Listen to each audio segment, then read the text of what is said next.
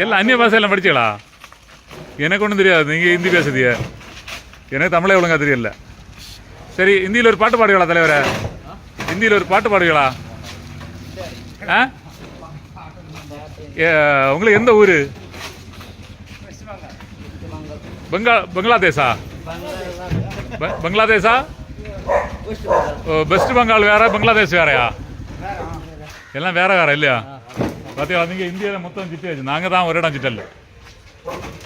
சரி, ஹிந்தி படிச்சீங்களா? தாய்மொழி அது?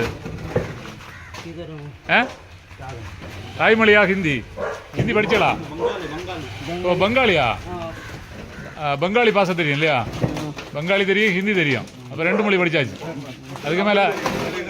அதுக்கு மேலே இங்கிலீஷ் தெரியும்.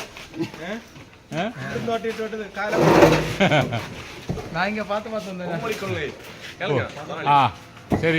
அது அவையோட வேலை நிற்கிற நேரத்தில் கேட்டால் கொஞ்சம் மோசமாக இருக்கும். எப்படி உங்கள் ஊரில் மும்மொழி கொள்கை உண்டா? என்னோட பேரும் தெரியாது. உங்கள் ஊரில் 3 மொழி உண்டா, 2 மொழியா? என்னெல்லாம் மொழி உண்டு உங்கள் பள்ளிக்கூடத்தில்? எப்படி? நான் ஆளை காட்டலையே அது.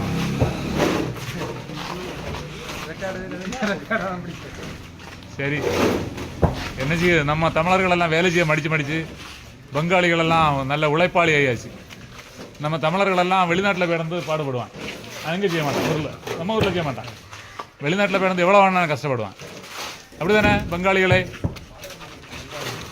நீங்கள் இப்போ அங்கே தான் பங்காளி, இப்போ நீங்கள் எங்களுக்கு பங்காளி. நமக்கு இல்லை பகையாளி. நமக்கு பங்காளி, நமக்கு இல்லை பகையாளி. வீடாச்சு ஒரு பாட்டு எடுக்கலாம், தான் ஒன்றும் சொல்லணும் இல்லையே. பங்காளிகளே, ஒரு பாட்டு பாடணும் என்ன? ஒரு பங்காளி பாட்டு பாடணும் என்ன? தலைவர இங்கிலீஷில் சொல்லுங்க. இங்கிலீஷில் ஹிந்தியில் சொல்லுங்க.